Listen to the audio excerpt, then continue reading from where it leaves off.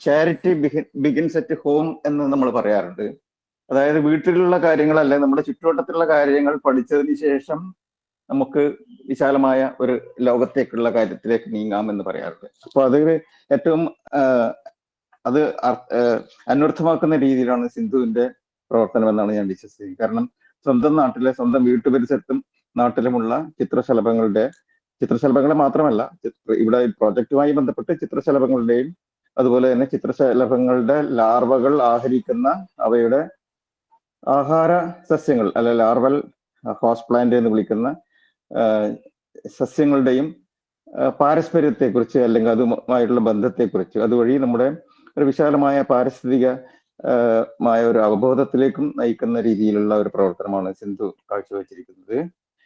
സിന്ധു കഴിഞ്ഞ വർഷം സംസ്ഥാന സ്കൂൾ ശാസ്ത്രമേളയിൽ ടീച്ചേഴ്സ് പ്രോജക്റ്റിൽ 1ാം സ്ഥാനം നേടിയ ടീച്ചറാണ്. അതോടൊപ്പം തന്നെ അതിനുശേഷം പിന്നീട് വിജയവാഡയിൽ നടന്ന, എനിക്കൊന്ന് ജനുവരി 27 മുതലാണെന്ന് തോന്നുന്നു, അവസാനം നടന്ന വിജയവാഡയിൽ നടന്ന ദക്ഷിണേന്ത്യൻ ശാസ്ത്രമേളയിലും പ്രോജക്റ്റ് ഈ സംസ്ഥാനത്തിൽ നിന്ന് തിരഞ്ഞെടുക്കപ്പെട്ടതിനെ തുടർന്ന് പ്രോജക്റ്റ് അവതരിപ്പിച്ചിരുന്നു. അവിടെ നിന്ന് ഒരു പ്രത്യേക സ്പെഷ്യൽ പ്രൈസ് ലഭിച്ചതായും നമുക്ക് മനസ്സിലാക്കാൻ കഴിയും. വളരെ എനിക്ക് തോന്നുന്നത് സ്കൂളിൽ നല്ലൊരു മികച്ച പ്രവർത്തനം കാഴ്ചവെക്കുന്ന ഒരു ടീച്ചർ എന്ന നിലയിലും നാട്ടിലുമൊക്കെ വളരെ കൂടുതലായിട്ട് ആളുകൾക്കിടയിൽ അറിയപ്പെടുന്ന ഒരു ടീച്ചറാണ് സിന്ധു ടീച്ചർ. സാധാരണ മറ്റ് ടീച്ചർമാരിൽ നിന്ന് വ്യത്യസ്തമായിട്ട് ഇത്തരം കാര്യങ്ങൾ കൂടുതലായിട്ട് പഠിക്കുകയും ഈ ഒരു രീതിയിലേക്ക് ഒരുപക്ഷെ ഉയർന്നു വരാൻ സാധിക്കുകയും ചെയ്തതിൽ വ്യക്തിപരമായിട്ട് എനിക്ക് വളരെയധികം സന്തോഷമുണ്ട്. ശലഭങ്ങൾ, നമുക്കറിയാം, ശലഭങ്ങളും പാരിസ്ഥിതികമായ പ്രാധാന്യം, നമ്മുടെ ഒരു എക്കോസിസ്റ്റത്തിന്റെ ആരോഗ്യത്തിന്റെ സൂചകങ്ങളായിട്ടും ചിത്രശലഭങ്ങളെ പറയാറുണ്ട്. അതുകൊണ്ട് തന്നെ ചിത്രശലഭങ്ങളുടെ എണ്ണം കുറയുന്ന ഒരു സ്ഥലം എന്ന് പറയുന്നത് പാരിസ്ഥിതികമായി വലിയ ദൂഷണം നടക്കുന്ന ഒരു സ്ഥലമാണെന്ന് നമുക്ക് ഏകദേശം ഒരു വിലയിരുത്താൻ പറ്റും. ഏതായാലും തൻ്റെ നാട്ടിലുള്ള ശലഭ വൈവിധ്യത്തെക്കുറിച്ചും അതുമായി ബന്ധപ്പെട്ട ലാർവ ഭക്ഷണ സസ്യങ്ങളുടെ ലഭ്യതയെക്കുറിച്ചും ഒക്കെയുള്ള പഠനം നടത്തുകയും പിന്നീട് ഈ ഒരു പ്രോജക്റ്റായി അവതരിപ്പിക്കുകയും ചെയ്തു. അപ്പൊ തൻ്റെ അനുഭവങ്ങൾ, ഈ രീതിയിലേക്കുള്ള, ഈ വഴിയിലേക്കുള്ള തൻ്റെ അനുഭവങ്ങൾ ടീച്ചർ ഈ ഒരു ക്ലാസ്സിൽ പറയുമെന്ന് വിചാരിക്കുന്നു. ടീച്ചറെ സ്വാഗതം ചെയ്യുന്നു. എല്ലാവരെയും ഒന്നുകൂടി സ്വാഗതം ചെയ്യുന്നു. Okay, thank U VC sir, അതുപോലെ ഡോക്ടർ ദീപ. ഞാൻ സൗകര്യത്തിന് വേണ്ടി വീഡിയോ ഒന്ന് ഓഫാക്കിക്കോട്ടെ. കേൾക്കുന്നില്ലേ? കേൾക്കുന്നുണ്ട്. ഓക്കെ. അപ്പോ പിന്നെ നമ്മുടെ പോസ്റ്ററിൽ പറഞ്ഞ പോലെ പ്രകൃതി നിരീക്ഷണത്തിൽ നിന്ന് പ്രൊജക്റ്റിലേക്ക് ഒരുപാടൊന്നും പറയാനില്ല, എന്നാലും കുറച്ച് കാര്യങ്ങൾ പറയാം. അപ്പോ VC സാറും ദീപയും പറഞ്ഞതുപോലെ ഞാൻ ചുറ്റുപാടും ചെടികളെയും പൂക്കളെയും ചെറുപ്പത്തിലെ ഇഷ്ടമായതുകൊണ്ട് അവ ശ്രദ്ധിക്കാറുണ്ട്. ചെടികളെ ശ്രദ്ധിക്കും, അപ്പോ അതിലുണ്ടാകുന്ന പൂക്കളെ ശ്രദ്ധിക്കും, പൂക്കളിൽ വരുന്ന മറ്റ് ജീവികളെ ശ്രദ്ധിക്കും. പ്രത്യേകിച്ചും കളർഫുൾ ആയതുകൊണ്ട് തന്നെ ചിത്രശലഭങ്ങളെ ശ്രദ്ധിക്കും. അങ്ങനെയാണ് പോയത്. അങ്ങനെയാണ് സാധാരണ ഒരു ശ്രദ്ധ അല്ലെങ്കിൽ ഒരു കാണുക എന്നതിന് അപ്പുറത്തേക്ക് അതൊരു നിരീക്ഷണം, അതിനെ ഡോക്യുമെന്റ് ചെയ്യുക എന്നൊരു രീതിയിലേക്ക് പോവാൻ എന്നെ പ്രേരിപ്പിച്ച ശരിക്കും VC സാറ് തന്നെയാണ്. സാറിനോടുള്ള നന്ദി കടപ്പാട് ഞാൻ ഇപ്പൊ അറിയിക്കുകയാണ്. അപ്പോ പറഞ്ഞതുപോലെ തന്നെ ഇത് കാണുന്ന ഫോട്ടോസ് ഡോക്യുമെന്റേഷനിൽ പ്രധാനമായിട്ടും വന്നത് ഒരു ഫോട്ടോ ഡോക്യുമെന്റേഷൻ തന്നെയാണ്. അത് നമ്മുടെ പിന്നെ പുസ്തകങ്ങൾ നോക്കിയിട്ടും അതേപോലെ തന്നെ എക്സ്പേർട്സിനോട് ചോദിച്ചിട്ടൊക്കെയാണ് അതിന്റെ ID കിട്ടിയിരിക്കുന്നത്. അത് വെച്ചിട്ടാണ് മുന്നോട്ട് പോയത്. അപ്പോ ശലഭ നിരീക്ഷണം എന്ന് കുട്ടികളോടൊക്കെ ഞാൻ പറയാറുണ്ട്. സാധാരണ ഈ കാര്യം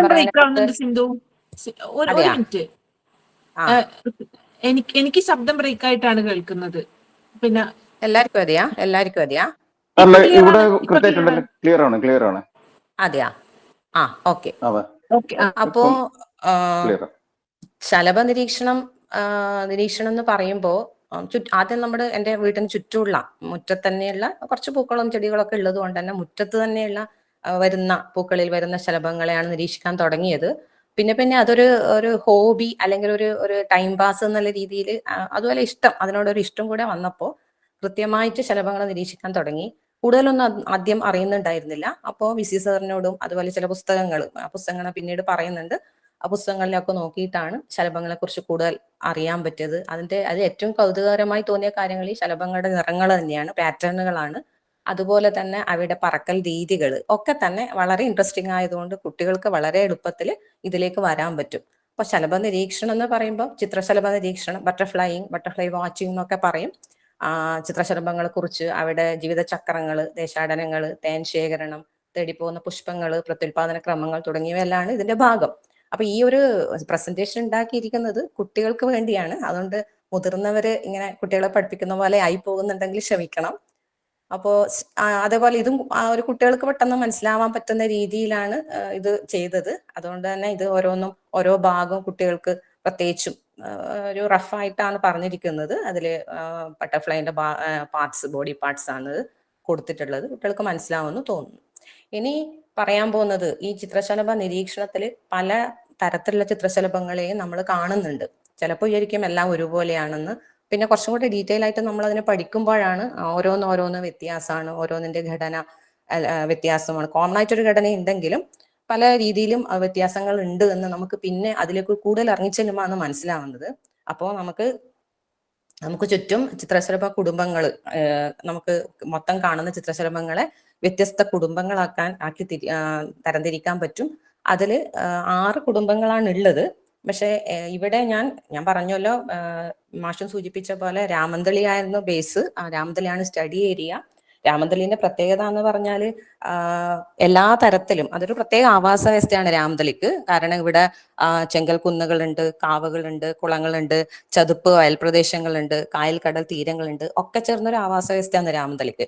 എന്നാലും ഈ പറയുന്ന ചിത്രശലഭ കുടുംബങ്ങളിൽ 6 ഉണ്ട് എന്ന് പറയുന്നുണ്ടെങ്കിൽ 6ാമത്തെ കുടുംബത്തിലെ റയോണിഡീനിഡേ കുടുംബത്തിലത്തെ അംഗങ്ങളെ എനിക്കിവിടെ കാണാൻ പറ്റാത്തത് കൊണ്ട് ഞാൻ 5 ചിത്രശലഭ കുടുംബങ്ങളെ കുറിച്ചാണ് പറയുന്നത്. അപ്പൊ 1ാമത്തത് കുട്ടികൾക്ക് വേണ്ടിയാണെന്ന് മറ്റു മുതിർന്നവര് ക്ഷമിക്കണം. കിളിവാലൻ ചിത്രശലഭങ്ങള്, അതില് 2 ചിത്രശലഭങ്ങളുടെ ചിത്രം മാത്രം, അവിടെ ഫോട്ടോസ് മാത്രമാണ് ഉള്ളത്. ഫോട്ടോ ഞാൻ എടുത്ത ഫോട്ടോ തന്നെയാണ്, അതുകൊണ്ട് ക്ലാരിറ്റി മൊബൈൽ ഫോട്ടോ ആണ്, ക്ലാരിറ്റി എത്രത്തോളം ഉണ്ടെന്ന് എനിക്ക് അറിയില്ല. അപ്പൊ ഇവിടെ കൊടുത്തിരിക്കുന്നത് കോമൺ റോസും അതുപോലെ തന്നെ ടെയിൽഡ് റെവാലനാണ് കിളിവാലൻ ശലഭങ്ങള്. അതുപോലെ 2ാമത്തത് പീത ശ്വേത ചിത്രശലഭങ്ങള്, അതില് എമിഗ്രന്റിന്റെയും ചോക്ലേറ്റ് ആൽബട്രോസും ആണ് ഉള്ളത്. പിന്നെ അടുത്തത് രോമപാത ചിത്രശലഭങ്ങളാണ്, അതിലുള്ളത് വയൽക്കോതയാണ് ഒന്ന്, അതുപോലെ കമാൻഡർ ആണ് ആദ്യത്തെ ആള്. പിന്നെ നീല ചിത്രശലഭങ്ങൾ, വളരെ ചെറിയ, പൊതുവെ മറ്റു ചിത്രശലഭങ്ങളാണ് താരതമ്യം ചെയ്യുമ്പോൾ ചെറിയ ചിത്രശലഭങ്ങളാണ് നീലി ചിത്രശലഭങ്ങൾ, ലൈക്ക് കാനിഡയാണ്. അതിലും 2 എണ്ണം വരുന്നുണ്ട്, കോമൺ ബാരറ്റും സ്ലേറ്റ് ഫ്ലാഷും ആണ് ഉള്ളത്. പിന്നെ തുള്ളൻ ചിത്രശലഭങ്ങൾ വളരെ പെട്ടെന്ന്, നമ്മൾ അത്ര പെട്ടെന്നൊന്നും നമുക്ക് ഇതിന്റെ ഫോട്ടോസ് ഒന്നും എടുക്കാൻ പറ്റില്ല. വളരെ പെട്ടെന്ന് കൺമുന്നിൽ ഇങ്ങനെ മാഞ്ഞ് പോയെന്ന പോലെ, തുള്ളൻ എന്ന് പറയുന്ന പോലെ തന്നെ മാഞ്ഞു പോകുന്ന ചിത്രശലഭങ്ങളാണ്, ചെറുതുമാണ്. പിന്നെ 6ാമത്തത് ഞാൻ പറഞ്ഞു ഇവിടെ കാണപ്പെടാത്തത് കൊണ്ട് ഞാൻ അതിനെക്കുറിച്ച് ഫോട്ടോയും എനിക്ക് കിട്ടിയിട്ടില്ല, അതുകൊണ്ട് അതിനെ ഞാൻ ഉൾപ്പെടുത്തിയിട്ടില്ല. പിന്നെ പറയാനുള്ളത് ചിത്രശലഭങ്ങളുടെ പൊതുവെയുള്ള ശീലങ്ങളെ കുറിച്ചാണ്. അത് നമ്മൾ കൂടുതൽ ഒബ്സർവ് ചെയ്യുമ്പോൾ, നിരീക്ഷിക്കുമ്പോൾ നമുക്ക് കൂടുതൽ മനസ്സിലാവും. ഇവിടെ ഉള്ളത് ഇപ്പൊ ഞാൻ കാണിച്ചിരിക്കുന്നത് കുറച്ച് ശീലങ്ങളാണ്. ഒന്ന് ബാസ്കിങ്, വെയില് കായൽ എന്ന് പറയും. അത് ചിത്രശലഭങ്ങളുടെ മോർഫോളജി കൂടെ പഠിക്കുന്നവർക്ക് അല്ലെ അറിയാൻ ആഗ്രഹമുള്ളവർക്ക് മനസ്സിലാവും എന്തിനാണ് വെയില് കായുന്നത്, അതിനെക്കൊണ്ട് ചിത്രശലഭങ്ങൾക്ക് എന്താണ് ഗുണം, അതൊക്കെ കൂടുതൽ കാര്യങ്ങൾ അറിയാൻ വായിച്ചു മനസ്സിലാക്കുക. പിന്നെ മഡ് പഡ്ലിംഗ് ആണ്, മെയിൽ ബട്ടർഫ്ലൈസ് ആണ് കൂടുതലും ചെയ്യുന്നത്. അത് മിനറൽ ആവശ്യത്തിന് വേണ്ടിയാണ്, പ്രത്യേകിച്ചും സോഡിയം ആവശ്യത്തിന് വേണ്ടിയാണ് ഈ ഒരു രീതി അവലംബിക്കുന്നത്. 3ാമത്തത് തേൻ കുടിക്കുക എന്നുള്ളത് തന്നെയാണ്. പിന്നെ കൂട്ടം ചേരൽ, ഇത് പ്രത്യേകിച്ചും ക്രൊട്ടലേറിയ പ്ലാന്റിൽ അരളിശലഭങ്ങൾ കൂട്ടം ചേരുന്നതാണ്. അതിനും പ്രത്യേക കാരണമുണ്ട് എന്തുകൊണ്ട് ഈ ക്രൊട്ടലേറിയ പ്ലാന്റിൽ വരുന്നു എന്ന്. മെയിൽ ബട്ടർഫ്ലൈസ് അപ്പൊ ഇത് മഡ് പഡ്ലിങ്ങിന്റെ ആണ്, അത് തേൻ കുടിക്കുന്നതാണ്.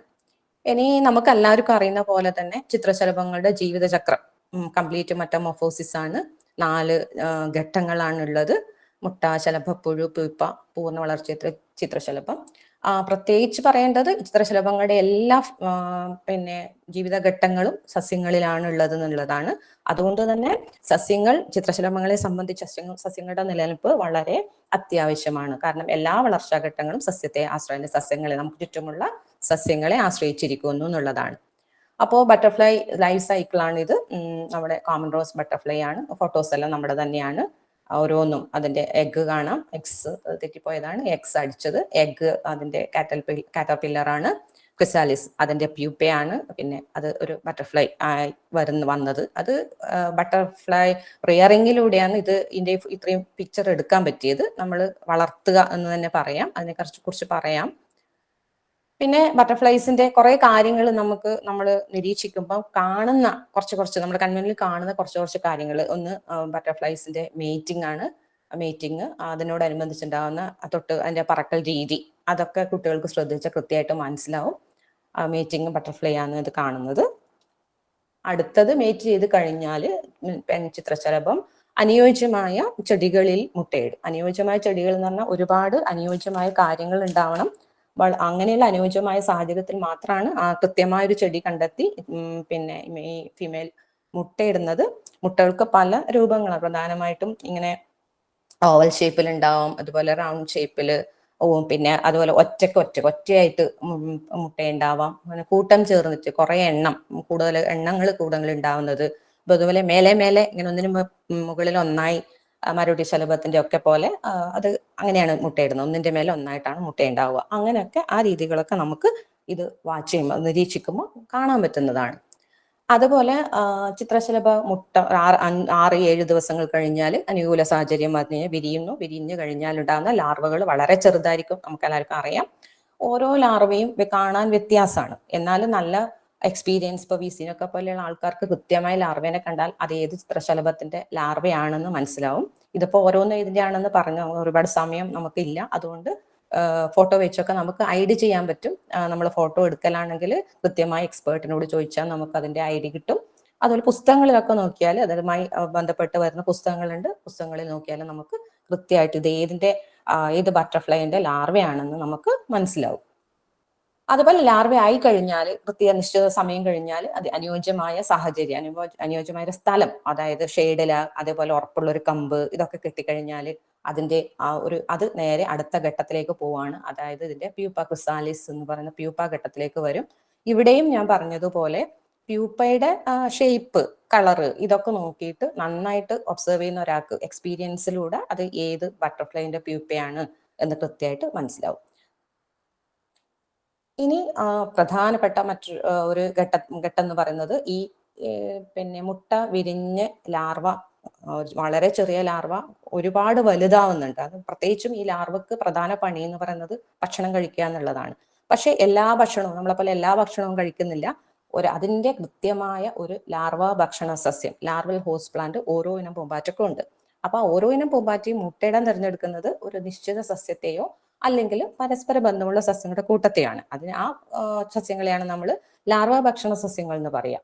കുട്ടികൾക്കായതുകൊണ്ട് മലയാളത്തിൽ മാത്രമേ ലാർവൽ ഹോസ്റ്റ് പ്ലാന്റ്സ്. അപ്പോൾ ഈ ലാർവൽ ഹോസ്റ്റ് പ്ലാന്റ്സ് എന്ന് പറയുമ്പോൾ ഒരൊറ്റ സസ്യം മാത്രം ഉപയോഗിക്കുന്ന ചിത്രശലഭങ്ങളുണ്ട്. അതുപോലെ തന്നെ ഒരേ ഫാമിലിയിൽ വരുന്ന 2-3 സസ്യങ്ങൾ ഉപയോഗിക്കുന്നവരുണ്ട്.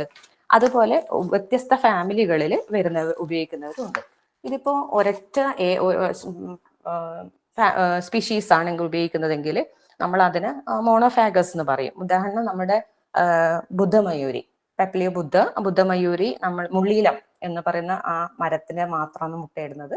അതുകൊണ്ട് തന്നെ അതിന്റെ മുള്ളീലം ഇല്ലാതാവുമ്പോൾ നമുക്കറിയാം പറയുന്ന പോലെ തന്നെ പിന്നെ ചിത്രശലഭം ഇല്ലാതാവുന്നു, ലോക്കലി എങ്കിലും ഇല്ലാതാവുന്നു എന്ന രീതിയിൽ നമുക്ക് പറയാം.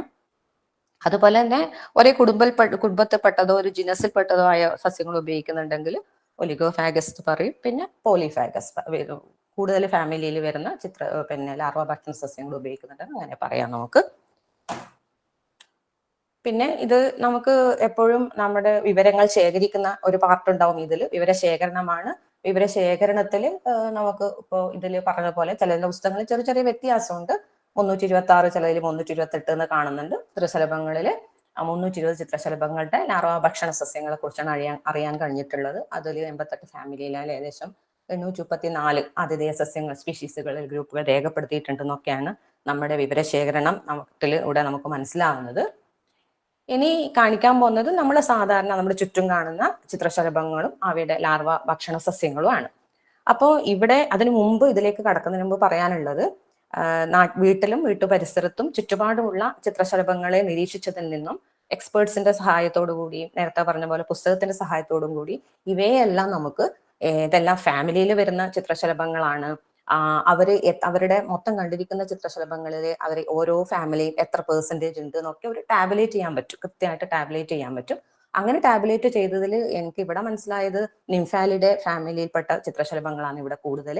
107 സ്പീഷീസ്, അതായത് 2001, 2, 3, 2021, 22, 23 ആകുമ്പോഴേക്കും, അതായത് ആ കഴിഞ്ഞ വർഷത്തെ സെപ്റ്റംബർ ആകുമ്പോഴത്തേക്കും 107 സ്പീഷീസ് ചിത്രശലഭങ്ങൾ എനിക്ക് ഇവിടുന്ന് ഐഡന്റിഫൈ ചെയ്യാൻ പറ്റിയിട്ടുണ്ട്. ആ 107 സ്പീഷീസ് ചിത്രശലഭങ്ങളെയും അതിന്റെ ഫാമിലി വൈസ് ടാബ്ലേറ്റ് ചെയ്ത് വെച്ചിട്ടുണ്ട്, ഡോക്യുമെന്റ് ചെയ്ത് വെച്ചിട്ടുണ്ട്. അപ്പോൾ ചിത്രശലഭങ്ങളെ കാണുന്നത് മാത്രമല്ല ഡോക്യുമെന്റ് ചെയ്യുക എന്നുള്ളതും പ്രധാനമാണ്. ഇപ്പോ ശരിക്കും 112 ചിത്രശലഭ സ്പീഷീസ് ആയി, ആ ലിസ്റ്റിലേക്ക് 112 എണ്ണം ലിസ്റ്റിൽ ആയിട്ടുണ്ട്. അപ്പൊ വീണ്ടും ചിത്രശലഭ ലാർവ ഭക്ഷണ സസ്യങ്ങളിലേക്ക് വരാം. നമുക്ക് ലാർവ ഭക്ഷണ സസ്യം നമ്മൾ എപ്പോഴും കാണുന്ന ഗരുഡശലഭം സദേൺ ബേർഡ് വിങ്, അതിന്റെ ഗരുഡക്കൊടി, കുട്ടികൾ ശ്രദ്ധിച്ചിട്ടുണ്ടോന്ന് അറിയില്ല, അരിസ്റ്റലോക്കിയ എന്ന് പറയുന്ന ഗരുഡക്കൊടിയാണ് അതിന്റെ ലാർവ ഭക്ഷണ സസ്യം. ഇതിൽ കാണാം നമുക്ക്. ഇതിൽ മറ്റു ചിത്രശലഭങ്ങളും കോമൺ റോസ് ഒക്കെ ഇതിൽ മുട്ടയിടാറുണ്ട്. നമുക്ക് അതിന്റെ ലാർവേനെയും കണ്ടാൽ മനസ്സിലാവും, അതുപോലെ തന്നെ അതിന്റെ പ്യൂപ്പയും കണ്ടാൽ മനസ്സിലാവും ആ ചെടിയിൽ. പിന്നെ കാണുന്നത് നമ്മുടെ സംസ്ഥാന ചിത്രശലഭമായ ബുദ്ധമയൂരി, മലബാർ ബാൻഡഡ് പീക്കോക്ക് ആണ്. അതിന്റെ ലാർവൽ ഹോസ്റ്റ് പ്ലാന്റ് ആണ് മുൺലീല. മരമാണ്, ഇവിടെയൊക്കെ ധാരാളം ഉണ്ട്, രാമതലിൽ ധാരാളം ഉണ്ട് ഈ മരം. അതുകൊണ്ട് തന്നെ ഈ മുറ്റത്ത് തന്നെ വന്നിരിക്കുന്ന ചിത്രം നമുക്ക് താഴെ ഇതുപോലെ ചെണ്ടുമല്ലിയൊക്കെ തേനൊക്കെ കുടിക്കാൻ വേണ്ടി ഈ ചിത്രശലഭം നമ്മുടെ ബുദ്ധമയൂരി വരാറുണ്ട്. പിന്നെ മരോട്ടി ശലഭത്തിനെ കുറിച്ച് പറയുമ്പോൾ ഈ പ്രൊജക്ടിന്റെ ഒരു പ്രോബ്ലം ആയിട്ട് അനുഭവപ്പെട്ടത്, പ്രൊജക്ടിന്റെ ഒരു പ്രശ്നം അനുഭവപ്പെട്ടത് ഇതിലാണ്. അതായത് ഈ കഴിഞ്ഞ 3 വർഷത്തെയും തുടർച്ചയായിട്ട് ചിത്രശലഭങ്ങളെ പിന്നെ ഡോക്യുമെന്റ് ചെയ്ത് വെച്ചിരുന്നു, ലിസ്റ്റാക്കി വെച്ചിരുന്നു. അപ്പോൾ ലിസ്റ്റിൽ ഒന്ന് പരിശോധിച്ച സമയത്താണ് കഴിഞ്ഞ സെപ്റ്റംബറാണ് നമ്മൾ സാധാരണ ബട്ടർഫ്ലൈസിന് കൂടുതലായിട്ട് കാണുന്നത്, മെച്ചുറായ ബട്ടർഫ്ലൈസിനെ കാണുന്ന സമയം. അതുകൊണ്ടാണ് ആ ഒരു മാസം നമ്മൾ കൂടുതലായിട്ടും ബട്ടർഫ്ലൈ വാച്ചിങ്ങിന് വേണ്ടിയിട്ട് തെരഞ്ഞെടുക്കുന്നത്. അപ്പോ ഈ മരോട്ടി ശലഭത്തിന് ആ വർഷം 2023 ആഗസ്റ്റ് സെപ്റ്റംബർ ആ സമയത്തും സാധാരണ ധാരാളം കാണുന്നതാണ്. വീട്ടിൽ നിന്നെടുത്ത ഫോട്ടോ ആണിത്. ഡാലിയ പ്ലാന്റ് പൂവില് ഈ മരോട്ടി വന്നിരിക്കുന്നത് സ്ഥിരമായിട്ട് പിന്നെ കാണാറുണ്ട്. അപ്പോൾ ആ സമയത്ത് കഴിഞ്ഞ സെപ്റ്റംബറിൽ ലിസ്റ്റ് എടുത്ത് നോക്കിയപ്പോൾ ഇതിനെ ആ സമയത്ത് കണ്ടതേ ഇല്ല. സ്ഥിരം കാണുന്നതാണ്. മുറ്റത്ത് തൊട്ടടുത്ത വീട്ടുപറമ്പിന്റെ മതിലില് ഉണ്ടാവുന്ന വലിയൊരു മരത്തില് ഇത് കാണാറ്, എപ്പോഴും മരത്തിൽ ഇങ്ങനെ ചുറ്റിക്കളിക്കുന്നത് കുറേയാണ്. പിന്നീടാണ് മനസ്സിലായത് ഈ ചിത്രശലഭം ഇപ്പൊ ഇല്ല എന്നുള്ള, ആ ഒരു പരിസരത്ത് പിന്നെ കാണുന്നേ ഇല്ല ചിത്രശലഭത്തെ. കാണാതിരുന്ന സമയത്താണ് വിസിയോട് അന്വേഷിക്കുന്നത് എന്താണ് കാരണം. അപ്പൊ പറഞ്ഞു അപ്പൊ വിസിന്റെ മറുപടി പറഞ്ഞത് എന്താ വെച്ചാൽ ചിലപ്പോ അതിന്റെ ലാർവ ഭക്ഷണ സസ്യം ഇല്ലാതായിട്ടുണ്ടാവും ആ പരിസരത്ത് എന്ന്. അപ്പൊ പറഞ്ഞത് കറക്റ്റ് ആയിരുന്നു. അതിന്റെ ലാർവ ഭക്ഷണ സസ്യമായി ഈ മരോട്ടി എന്ന് പറയുന്ന ഈ മരം വീട്ടിന്റെ തൊട്ടും മുന്നിലുള്ള മതിലിലാണ്. കയ്യാല എന്ന് പറയും നമ്മൾ, മണ്ണിനെ കൊണ്ടുണ്ടാക്കിയ പഴയ കാലത്ത് ഉണ്ടാക്കിയ മതില്. അപ്പൊ മൺകയ്യാലയില് നിരവധി സസ്യങ്ങൾ ഉണ്ടായിരുന്നു. അതിന്റെ കൂട്ടത്തിൽ ഒരു ചെറുമരത്തിന്റെ കൂട്ടത്തിൽ ഒന്നിച്ചെന്നെയായിരുന്നു ഈ മരോട്ടിയും. അപ്പോ കഴിഞ്ഞ വർഷം ആ ഒരു ജൂലൈ മാസം മഴ കഴിഞ്ഞ ഉടനെ തന്നെ അതിന്റെ ഉടമസ്ഥര് മതില് കംപ്ലീറ്റ് മൺമതില് മാറ്റിയിട്ട് കല്ലുകൊണ്ട് കെട്ടിയിട്ട് മതിലുണ്ടാക്കി. അപ്പൊ ഈ പ്രവർത്തനം നടക്കുന്ന സമയത്ത് ആ മതിലുണ്ടായ ഒരുപാട് സസ്യങ്ങൾ നഷ്ടപ്പെട്ടു. കൂട്ടത്തിൽ ഈ മരവും ഇല്ലാതായി. അപ്പോൾ അത് തന്നെയാണ് കാരണം എന്ന് മനസ്സിലായി. അതിൽ നിന്നാണ് ശരിക്കും പ്രൊജക്ടിന്റെ തുടക്കം. അപ്പോൾ പിന്നെ ഈ കണ്ട ചിത്രശലഭങ്ങളുടെ ഒക്കെ ലാർവ ഭക്ഷണ സസ്യങ്ങൾ ഈ പരിസരത്ത് നാട്ടിൽ ഉണ്ടാവും എന്ന്. അപ്പോൾ പിന്നെ അതിനെക്കുറിച്ചുള്ള ഒരു അന്വേഷണമായിരുന്നു പിന്നീട്. അങ്ങനെയാണ് ഓരോ പ്രൊജക്ടിന്റെ തുടക്കം. ഓരോ ഇവിടെയുള്ള ചിത്രശലഭത്തിന്റെയും ലാർവൽ ഹോസ്റ്റ് പ്ലാന്റിനെ കണ്ടെത്താൻ പറ്റിയതും ആ ലാർവൽ ഹോസ്റ്റ് പ്ലാന്റ് ഏതിൻ്റെയൊക്കെയാണ്, അത് ഏതെല്ലാം ഫാമിലിയിലുള്ള ചിത്രശലഭങ്ങൾ ഉപയോഗിക്കുന്ന ലാർവ ഭക്ഷണ സസ്യമാണ് കൂടുതൽ, അത് എത്ര ശതമാനം മൊത്തം ലാർവ ഭക്ഷണ സസ്യങ്ങളുടെ മൊത്തം നമ്മൾ കണ്ടെത്തിയ അല്ലെങ്കിൽ നിരീക്ഷിച്ച സസ്യങ്ങളുടെ എത്ര ശതമാനം വരുന്നു, ഇങ്ങനെയൊക്കെ എല്ലാ കണക്കുകൾ നമുക്ക് കൃത്യമായി ടാബ്ലേറ്റ് ചെയ്യാൻ പറ്റിയിരുന്നു. അപ്പൊ അടുത്തത് പറയുന്നത് ചിത്രത്തിൽ കാണുന്ന പോലെ തന്നെ ചെമ്പരപ്പൻ, ചെറു കടലാടി എന്ന് പറയുന്ന ചെടി, ഇതൊക്കെ നമ്മുടെ വീട്ടുമുറ്റത്ത് ഉള്ള ചെടിയാണ്. പിന്നെ ഇതാണ് ശരിക്കും പ്രൊജക്ടിന്റെ ഒരു ഹൈലൈറ്റ് എന്ന് പറയാം. ഈ നിരീക്ഷണങ്ങൾക്കിടയിൽ എനിക്ക് കണ്ടെത്താൻ പറ്റിയൊരു കാര്യം, വീട്ടിൽ അല്പം കുറച്ച് ചെടികളൊക്കെ ഉണ്ട്. കാരണം പണ്ടേ ചെടികൾ ഇഷ്ടമായതുകൊണ്ട് തന്നെ ഗാർഡനിങ് ഒരു ഹോബി ആയിട്ട് കൊണ്ടുപോകുന്ന ഒരാളാണ് ഞാൻ. അപ്പോൾ വീട്ടിൽ ഈ ദിഷിയ ഉയ്യാന്ത വെറിഗേറ്റ എന്ന് പറയുന്നൊരു ഈ ഒരു ഹാങ്ങിങ് പ്ലാന്റ്, ഇതൊരു ഓർണമെന്റൽ പ്ലാന്റ് ആണ്. അപ്പൊ സെനേസിയെന്ന് തോന്നുന്നു ഇത് വരുന്നത്. അപ്പൊ ഈ ഓർണമെന്റൽ പ്ലാന്റിന് ചുറ്റുമായിട്ട് ഈ പിന്നെ ഗ്ലാസി ടൈഗറും അതുപോലെ നമ്മുടെ കോമൺ ക്രോയും ഇങ്ങനെ കറങ്ങി നടക്കുന്നത് ഞാൻ ശ്രദ്ധിച്ചിരുന്നു. അപ്പൊ പിന്നീട് കുറച്ച് ദിവസം കഴിഞ്ഞിട്ട് ആണ് മനസ്സിലാവുന്നത് ഇയാളുടെ ആദ്യം കോമൺ ക്രോ ആയിരുന്നു, ഇതിന്റെ ലാർവ ഇതിനകത്ത് ലാർവ ഉണ്ടായി ചെടി ഇങ്ങനെ മുറിഞ്ഞു മുറിഞ്ഞു പോവുകയും ചെടി ഇല്ലാതാവുകയും ചെയ്യുന്നു എന്ന് തോന്നുമ്പോൾ നോക്കിയപ്പോഴാണ് മനസ്സിലാവുന്നത് ഈ ലാർവ അതിനകത്ത് ഉണ്ട് എന്നുള്ളത്. അപ്പോൾ ലാർവ ഡിസ്റ്റർബ് ചെയ്യാതെ വെച്ചു. അവിടുന്ന് അതേ ചെടീന്റെ ഇല കഴിച്ചു, അതിനൊന്ന് മാറ്റി വെച്ചതാണിത്. ഇല കഴിക്കുന്നുണ്ടായിരുന്നു. ഇല കഴിച്ച് അത് അതിന്റെ ക്രിസാലിസ് പ്യൂപ്പയായി. അപ്പൊ ഇവിടെ ലാർവൽ ഹോസ്റ്റ് പ്ലാന്റിന്റെ കാര്യത്തിൽ ബട്ടർഫ്ലൈ റിയറിങ് ചെയ്യുമ്പോൾ നമുക്ക് മനസ്സിലാവുക കൃത്യമായി ആ ലാർവ അതിന്റെ ഹോസ്റ്റ് പ്ലാന്റ് മാത്രമേ കഴിക്കൂ എന്നുള്ളത്. നമ്മളത് കുപ്പിയിൽ നമ്മൾ റിയർ ചെയ്യുമ്പോൾ കുപ്പിയിലിട്ട് കൊടുത്താലും മറ്റ് ഒരു പ്ലാന്റും വേറൊരു പ്ലാന്റിന്റെ ഇല ഇട്ട് കൊടുത്താൽ അത് കഴിക്കില്ല, അതിന്റെ തന്നെ ആയിരിക്കും ഫീഡ് ചെയ്യുന്നത്. അതിൽ നിന്നും കൃത്യമായിട്ട് ഇത് ഭയങ്കര സ്പെസിഫിക് ആണ്, ലാർവൽ ഹോസ്റ്റ് പ്ലാന്റ് സ്പെസിഫിക് ആണ് ബട്ടർഫ്ലൈസ് എന്നുള്ളത് നമുക്ക് മനസ്സിലാവുക. അപ്പോ ഇത് അതിൽ ഫീഡ് ചെയ്യുന്നത് കണ്ടു. അതുപോലെ എന്ന് വെച്ചാൽ അതിന്റെ എല്ലാ സ്റ്റേജും പൂർണ്ണമായ സ്റ്റേജുകൾ മുഴുവൻ ആ പ്ലാന്റിൽ തന്നെ അത് കംപ്ലീറ്റ് ചെയ്തു എന്നുള്ളതാണ്.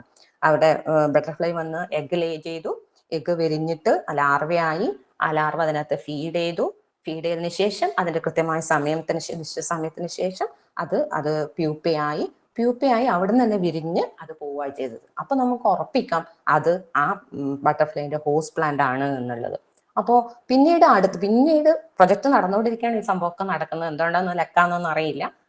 ഗ്ലാസി ടൈഗറും ഇതേപോലെ ചുറ്റിക്കളിക്കുന്നത് കണ്ടപ്പോൾ നോക്കി ശ്രദ്ധിച്ചിരുന്നു ഞാൻ. പക്ഷെ കയ്യിൽ മൊബൈൽ ആയതുകൊണ്ട് അതിന്റെ എഗ്ഗിന്റെ ഫോട്ടോ എനിക്ക് എടുക്കാൻ പറ്റിയില്ല.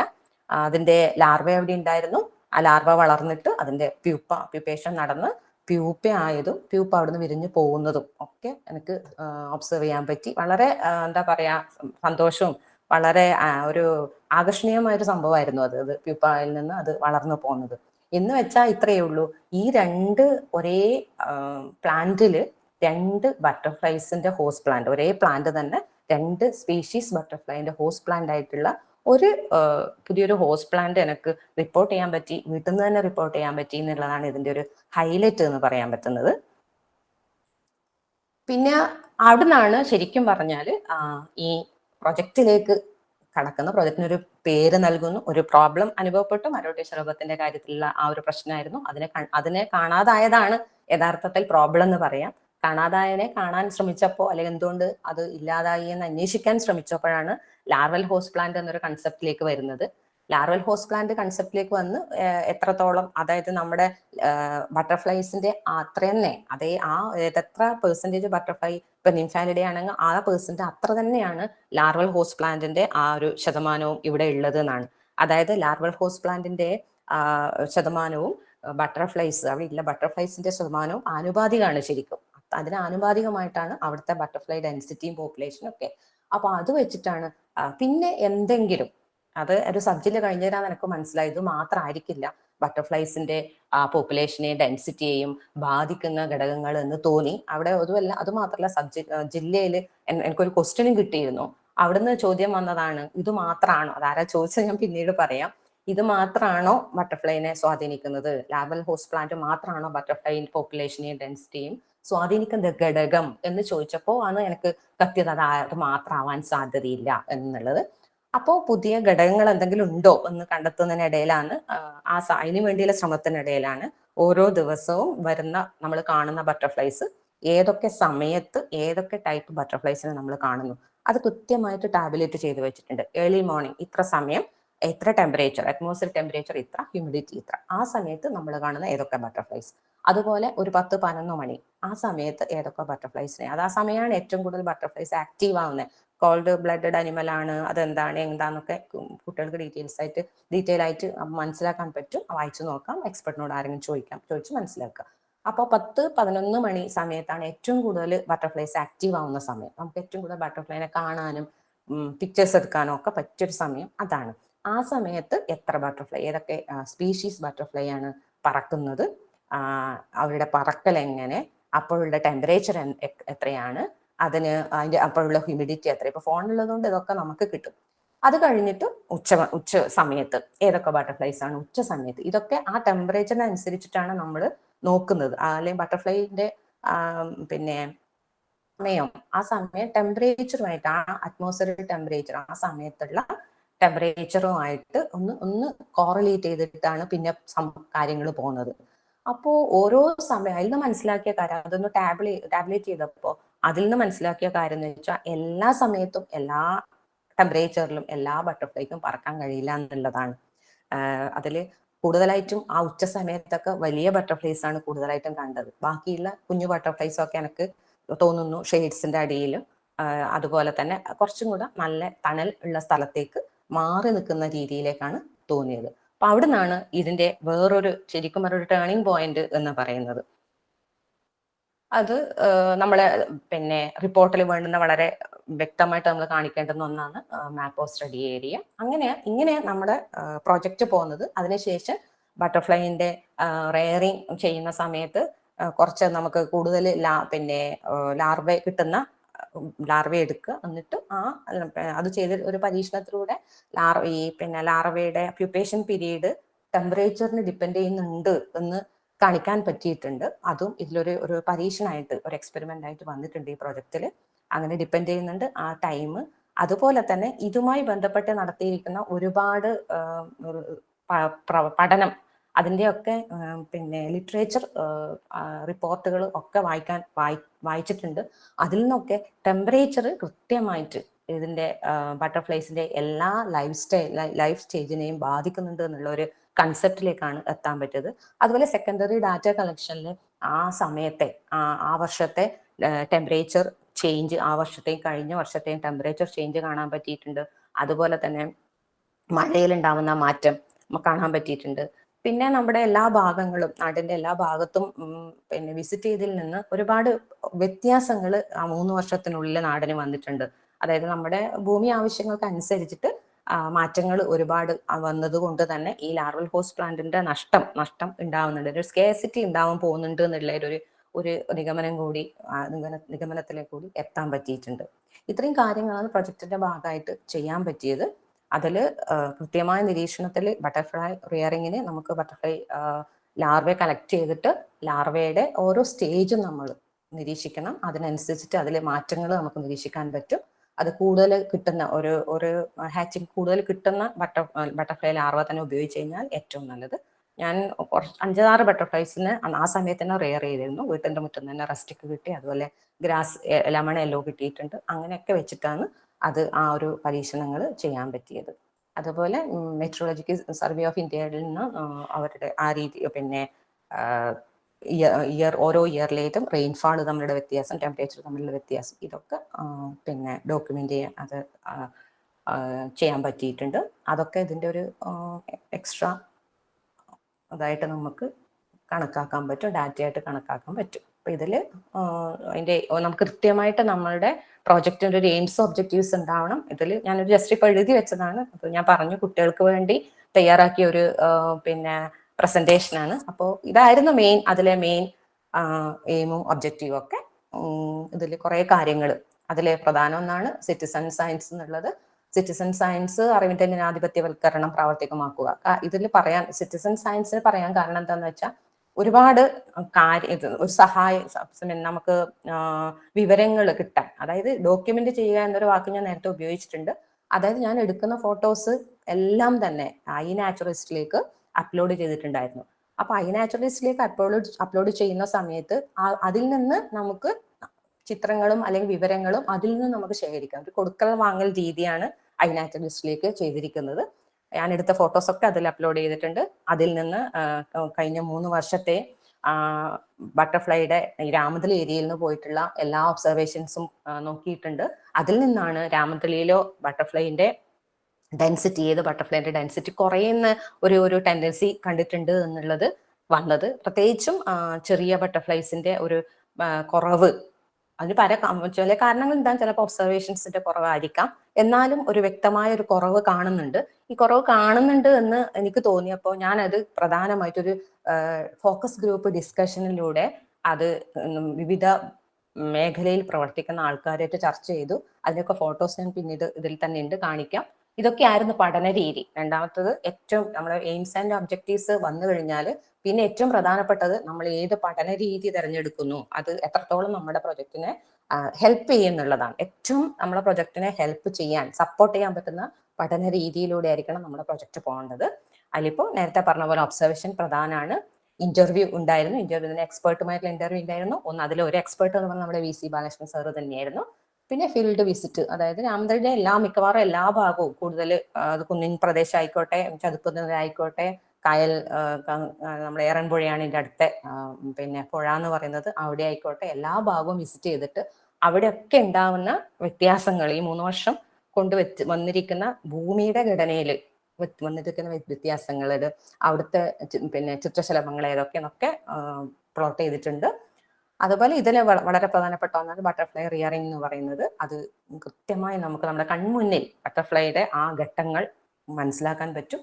പിന്നെ വളരെ പ്രധാനപ്പെട്ട ഒന്നായിരുന്നു ഫോക്കസ് ഗ്രൂപ്പ് ഡിസ്കഷൻ. ഞാനിപ്പോ പറഞ്ഞത് ബട്ടർഫ്ലൈസ് കുറയുന്നു എന്നൊരു കൺസെപ്റ്റ് തന്നെ, ആ ഒരു ചിന്ത തന്നെ വന്നത് ഇവരുടെ ഡിസ്കഷനിലൂടെയായിരുന്നു. അപ്പോൾ ഒരു ദിവസം കൃത്യമായിട്ട് എല്ലാ മേഖലയിലും പ്രവർത്തിക്കുന്ന കുട്ടികളുണ്ട്, അധ്യാപകരുണ്ട്, നാട്ടില് വീട്ടമ്മമാരുണ്ടായിരുന്നു, തൊഴിലുറപ്പ് പദ്ധതിക്ക് പോകുന്ന ആൾക്കാരുണ്ടായിരുന്നു, മറ്റ് എൻ്റെ സ്കൂളിൽ അധ്യാപകരുണ്ടായിരുന്നു. അത് സ്കൂളിൽ വെച്ച് നടത്തി, സ്കൂളിലെ കുട്ടികളെ വെച്ചിട്ട് ഈ ഒരു ഡിസ്കഷൻ നടത്തി. അതിനൊക്കെ അവര് ശ്രദ്ധിച്ച ആൾക്കാർ മനസ്സിലാക്കി പറഞ്ഞതെന്ന് വെച്ചാൽ ബട്ടർഫ്ലൈസിന്റെ എണ്ണം അത് മുമ്പത്തെ അത്ര കാണുന്നില്ല. അതാണ് അവർ ഉപയോഗിച്ച വാക്ക്.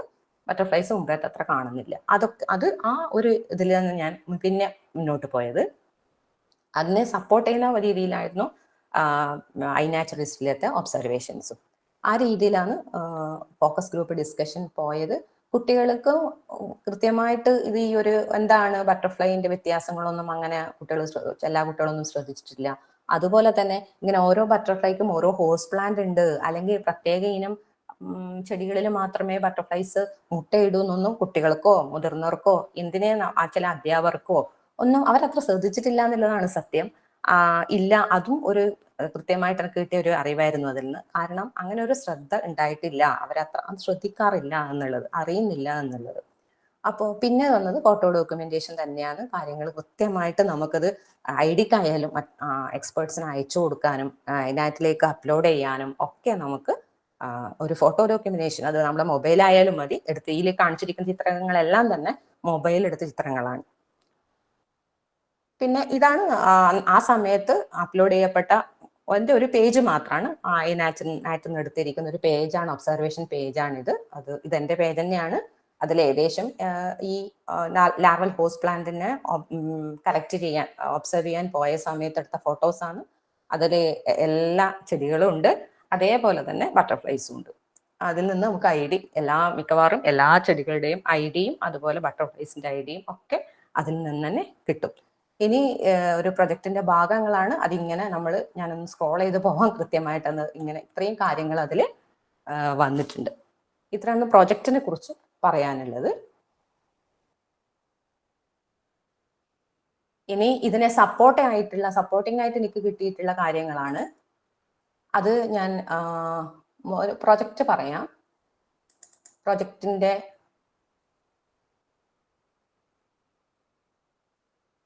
ദീപ ഇത് കാണുന്നുണ്ടോ? കാണാം. ഓക്കെ. അപ്പോ പ്രൊജക്ട് റിപ്പോർട്ടിലേക്കാണ് വരുന്നത്. ഇനി എന്തെങ്കിലും പ്രൊജക്റ്റുമായി ബന്ധപ്പെട്ട എന്തെങ്കിലും കാര്യങ്ങൾ ഉണ്ടെങ്കിൽ നിങ്ങൾക്ക് പിന്നീട് പേഴ്സണലായിട്ടോ അല്ലെങ്കിൽ പിന്നീട് ചോദിക്കാം. കുട്ടികൾക്ക് ഉണ്ടെന്ന് ചോദിക്കാനുണ്ടെങ്കിൽ ചോദിക്കാം. ഇനി പ്രൊജക്ട് റിപ്പോർട്ടാണ്. പിന്നെ റിപ്പോർട്ട് ടീച്ചർ പ്രൊജക്ട് ആയതുകൊണ്ട് തന്നെ എഴുതിയതല്ല കൊണ്ടുപോയത്, പ്രിന്റ് ചെയ്തിട്ടാണ് കൊണ്ടുപോയത്. ഇതാണ് ആ പ്രൊജക്ട് റിപ്പോർട്ടിന്റെ ഫസ്റ്റ് പേജ്. അതില് സാധാരണ ഇതിൽ മത്സരത്തിന് പോകുമ്പോൾ പേര് ഉണ്ടാവാൻ പാടില്ല. ഇതിന്റെ ഞാനൊരു റഫായി അടിച്ചതാണ്. അതുപോലെ ഇതാണ് പ്രൊജക്ട് റിപ്പോർട്ടിന്റെ ഉള്ളടക്കം എന്ന് പറയുന്ന രണ്ടാമത്തെ പേജ് വരുന്നത്. അതിൽ ഈ സാക്ഷ്യപത്രം എന്ന് പറയുന്നത് കയ്യിൽ വെച്ചാൽ മതി. അതിൽ പേരുള്ളത് കൊണ്ട് തന്നെ മത്സരത്തിനാവുമ്പോൾ കൊണ്ടുപോകാൻ പാടില്ല. ഇത്രയാണ് മെയിൻ ആയിട്ടും പ്രൊജക്ട് റിപ്പോർട്ടിന്റെ രണ്ടാമത്തെ പേജ്. ഇനി ഇത് അതിന്റെ ആവശ്യമില്ല, നമ്മൾ വെക്കാൻ പാടില്ല. പിന്നെ ആദ്യം സംഗ്രഹമാണ് വേണ്ടത്. പ്രൊജക്ട് റിപ്പോർട്ട് നേരത്തെ നമ്മള് NKG സാറും പിന്നെ സുസ്മിത ടീച്ചറും അതുപോലെ സന്ധ്യ ഒക്കെ അതിന്റെ സ്റ്റെപ്പുകൾ പറഞ്ഞിട്ടുണ്ട്. ആ സ്റ്റെപ്പിൽ പറഞ്ഞ പോലെ തന്നെ സംഗ്രഹം എന്ന് പറയുന്നത് അത് വായിച്ചു കഴിഞ്ഞാൽ നമ്മളെ പ്രൊജക്റ്റ് എന്താണ് എന്താണ് ഉദ്ദേശിക്കുന്നത് കൃത്യമായിട്ട് അത് വായിച്ചൊരാൾക്ക് മനസ്സിലാവും. മുഴുവനായും വായിക്കേണ്ട, ഈ സംഗ്രഹം വായിച്ചാൽ മതി. അതാണ് ഒരു പേജിലേക്ക് പോകുന്നത്. പിന്നെ ആമുഖം, എന്താണ് സംഭവം, ആമുഖം, നമ്മൾ പ്രൊജക്ടിന്റെ ഒരു ആമുഖം കൊടുക്കുന്നു. പിന്നെ പ്രൊജക്ടിന്റെ ബാക്കി കാര്യങ്ങളൊക്കെ വരും. അതിൽ പ്രധാനപ്പെട്ട ചിത്രങ്ങൾ നമുക്ക് ഉൾപ്പെടുത്താം.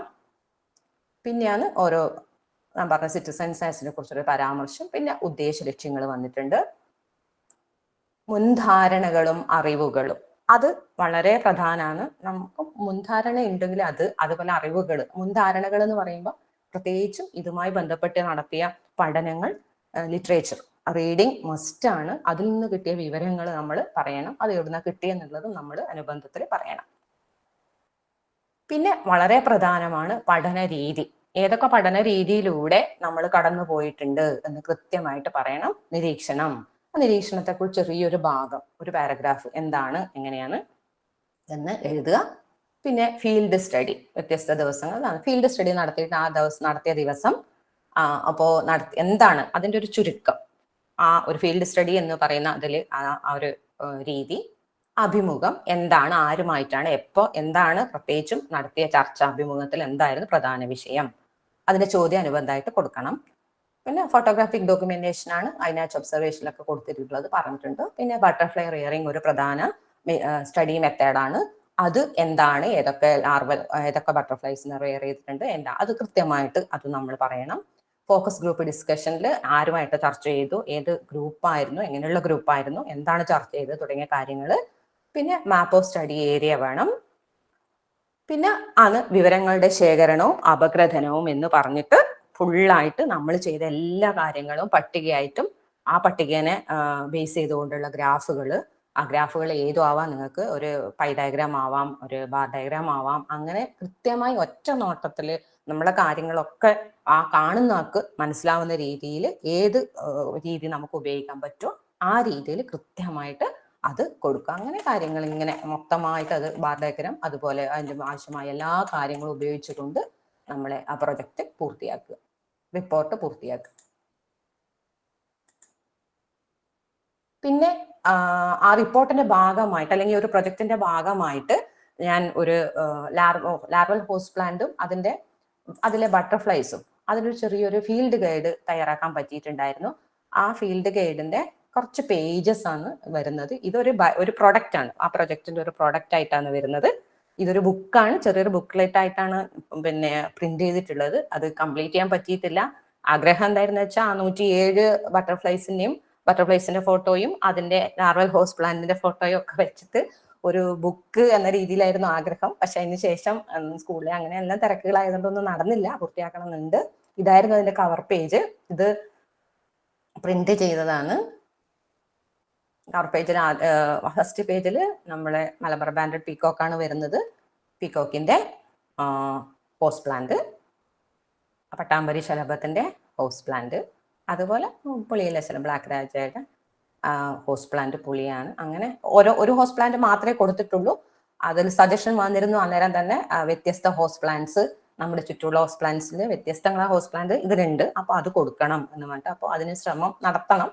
അത് കൃഷ്ണശലഭം, ബ്ലൂ മോർമൺ, അതിന്റെ പാണൽ, നമ്മളെ കയ്യാലക്കൊക്കെ ഉണ്ടാവുന്ന പാണൽ എന്ന് പറയുന്ന ചെടി, അതുപോലെ നിർമാതള ശലഭം, മുട്ടമുറ്റത്തൊരു ചെറിയ നീർമാതളുണ്ട്, അതിലാണ് ആ ശലഭം വന്നിരിക്കുന്നത്.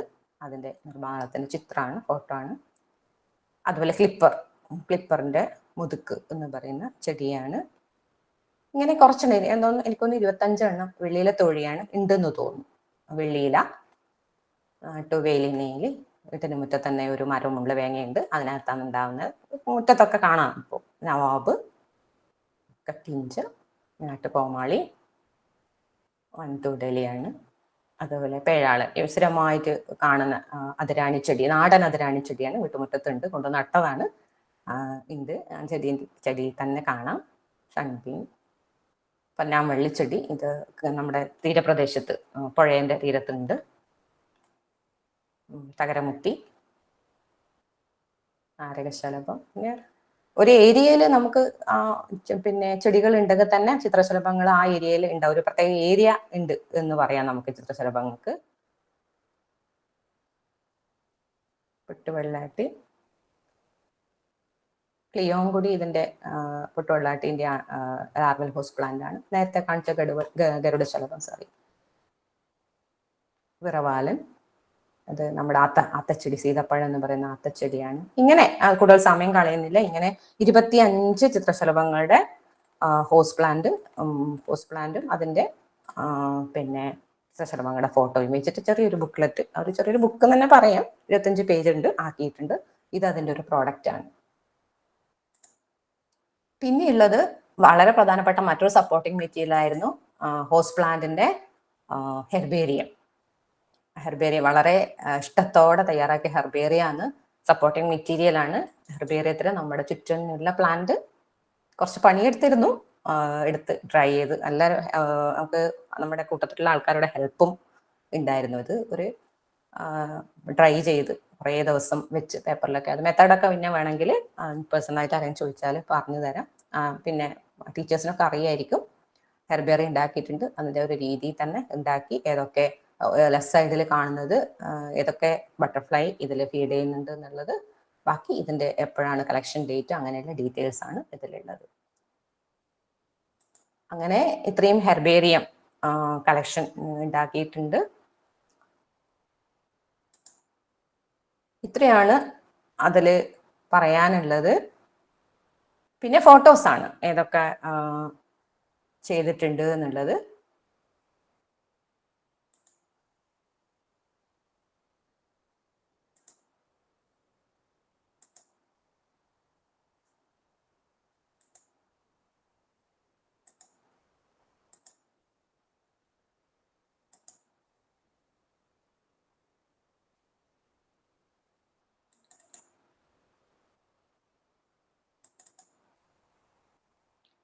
ഇനി ഇതിന്റെ ഫോട്ടോസ് എന്ന് പറയുമ്പോൾ എൻ്റെ നാട്ടിന്റെ വിവിധ ഭാഗങ്ങളിൽ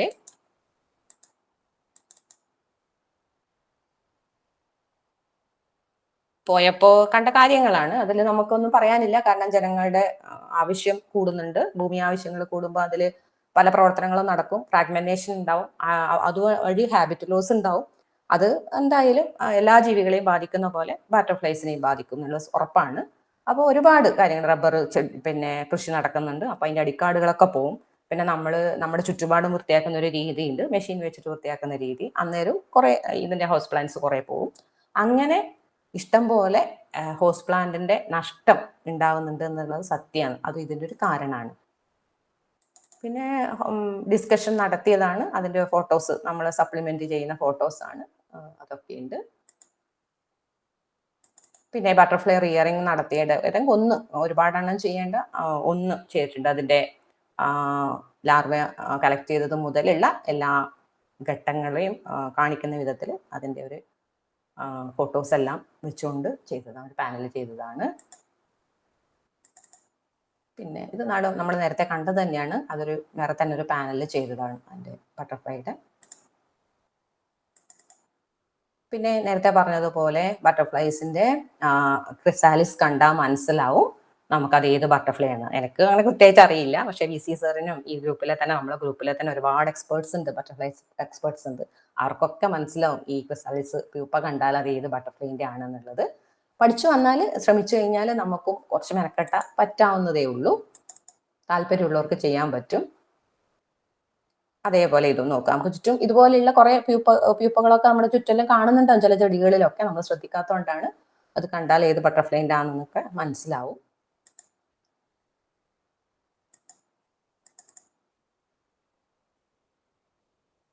ഇതും അങ്ങനത്തെ ഒരു 3 പാനൽ ഉണ്ടായിരുന്നു. ഇതും അങ്ങനെ തന്നെയാണ്. ഈ ഓരോ ബട്ടർഫ്ലൈൻ്റെയും ക്രിസാലിസ് ഏതാന്നുള്ളത് കണ്ടാൽ നമുക്ക് മനസ്സിലാവും ഇന്ന ബട്ടർഫ്ലൈ ആണ് എമർജ് ചെയ്യാൻ പോകുന്നത് അതിനകത്ത് നിന്നുള്ളത്, ബൈ എക്സ്പീരിയൻസ്.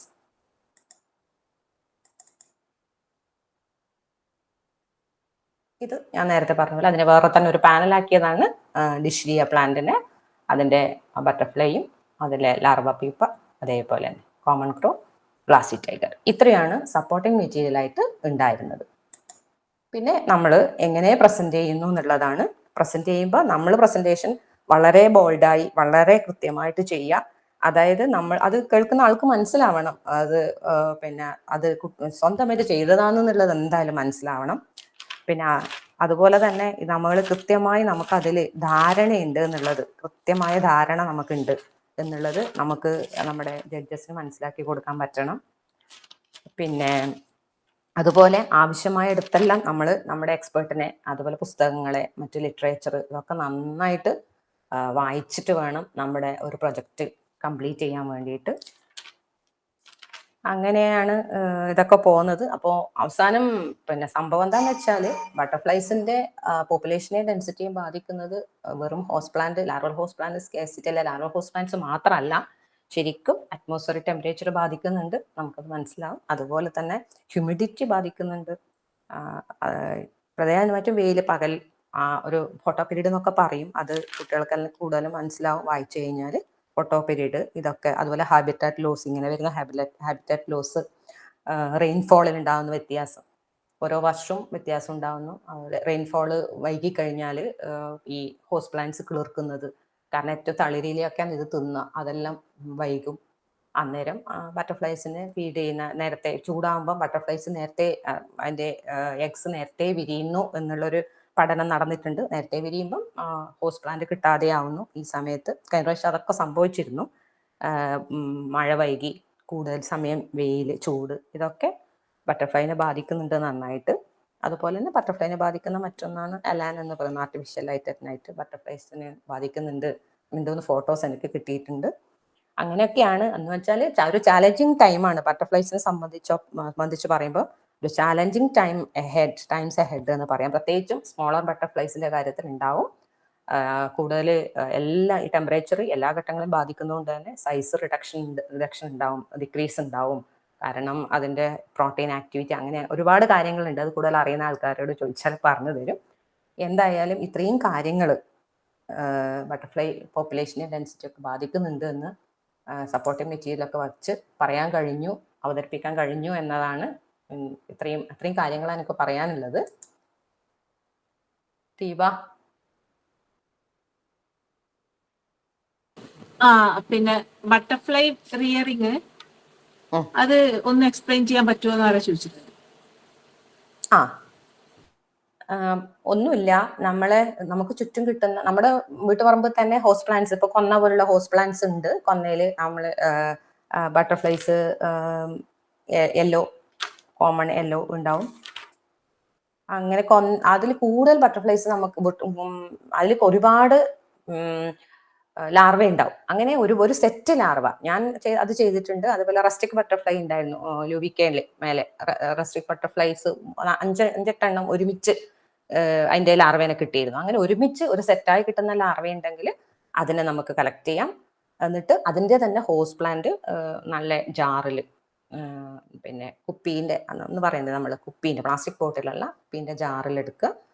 അതിൽ ബട്ടർഫ്ലൈസിന് അതിൻ്റെ തന്നെ ഹോസ്റ്റ് പ്ലാന്റ്സിന്റെ ലീവ്സ്, തളിരിലകൾ ഇട്ട് കൊടുക്കുക. അത് ഫീഡ് ചെയ്യും. അതിൻ്റെ അവശിഷ്ടങ്ങളെല്ലാം ക്ലീൻ ചെയ്യുക. എന്നിട്ട് ജാർ അതുപോലെ അടച്ചു വെക്കുക. വളരെ നീറ്റായിട്ട് സൂക്ഷിക്കുക. കൃത്യസമയത്തേക്ക് ഒരു ഏകദേശം പുപ്പേഷൻ ആവാൻ തുടങ്ങും എന്ന് നമുക്ക് തോന്നുന്ന ആ സമയത്തേക്ക് ഒരു കോല്, കുറച്ച് ഉറപ്പുള്ള ഒരു കമ്പ് അതിനൊക്കെ വെച്ചിട്ട് അടച്ചു വെക്കുക. പിന്നെ എന്നിട്ട് അതിനെ അധികം ഡിസ്റ്റർബ് ചെയ്യാതെ അവിടെ വെച്ചാൽ മതി. കുറച്ച് കഴിയുമ്പോൾ അത് പ്യൂപ്പേറ്റ് ചെയ്തോളും. പ്യൂപ്പേറ്റ് ചെയ്ത് അതിൻ്റെ ആ ഒരു സമയമാകുമ്പോഴത്തേക്കും അത് വിരിഞ്ഞു കഴിഞ്ഞാൽ ഉടനെ നമുക്ക് ഫോട്ടോയിൽ എടുക്കുക. നമ്മൾ തുറന്ന് ബട്ടർഫ്ലൈനെ ഏറ്റവും രാവിലെ വിടാൻ പാടില്ല. ആ ഒരു 10-11 മണിയാകുന്ന സമയത്ത് പുറത്തേക്ക് വിടുക. ഒരു തരത്തിൽ ഈ റിയറിംഗ് എന്ന് പറഞ്ഞാൽ ബട്ടർഫ്ലൈനെ രക്ഷപ്പെടുത്തൽ കൂടിയാണ്. കാരണം ബട്ടർഫ്ലൈസിന് ഒരുപാട് പ്രിഡേറ്റേഴ്സ് ഉണ്ട്. അത് എത്രയോ എണ്ണം, പിന്നെ മുട്ടേന്റെ ആ സ്റ്റേജ് മുതൽ തുടങ്ങും പ്രിഡേറ്റേഴ്സിന്റെ അറ്റാക്ക്. എത്രയോ എണ്ണം അങ്ങനെ അറ്റാക്ക് ചെയ്ത് കഴിഞ്ഞിട്ടാണ് 1-2 എണ്ണം രക്ഷപ്പെടുന്നത്. സ്പൈഡേഴ്സ് ഉണ്ടാവാം, പ്രൈയിങ് മാൻറ്റിസ് ഉണ്ടാവും, ആൻസ് ഉണ്ടാവും, വാസ്പ് ഉണ്ടാവും. അതുപോലെ തന്നെ എല്ലാ ഫ്ലൈസ്, ബേർഡ്സ്, അതുപോലെ ലിസാർഡ്സ്, ഈവൻ സ്നേക്സ് വരെ ഇതിനെ അറ്റാക്ക് ചെയ്യുന്ന ഇതിന്റെ പ്രിഡേറ്റേഴ്സ് ആണ്. അപ്പൊ അങ്ങനെ ഇതെല്ലാ ഘട്ടങ്ങളും കഴിഞ്ഞിട്ടാണ് ഒരു ബട്ടർഫ്ലൈ ഉണ്ടാകുന്നത് അറിയുമ്പോൾ നമുക്ക് തോന്നും അതിനെ എന്തായാലും പ്രൊട്ടക്ട് ചെയ്യണം എന്നുള്ളത്. അതുപോലെ ബട്ടർഫ്ലൈസിന്റെ ഒരുപാട് ബിഹേവിയറും വരുന്നുണ്ട്. അപ്പൊ നമുക്ക് ഹോസ്റ്റ് പ്ലാന്റ് അറിഞ്ഞാൽ റിയറിങ് ചെയ്യാൻ പറ്റും. കൃത്യമായി അതിന്റെ ഇല ഇട്ടിട്ട് കൊടുക്കാൻ പറ്റും. ദീപ.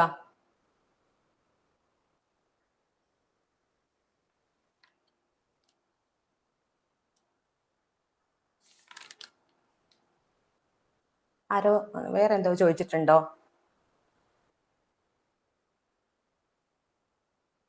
ഹലോ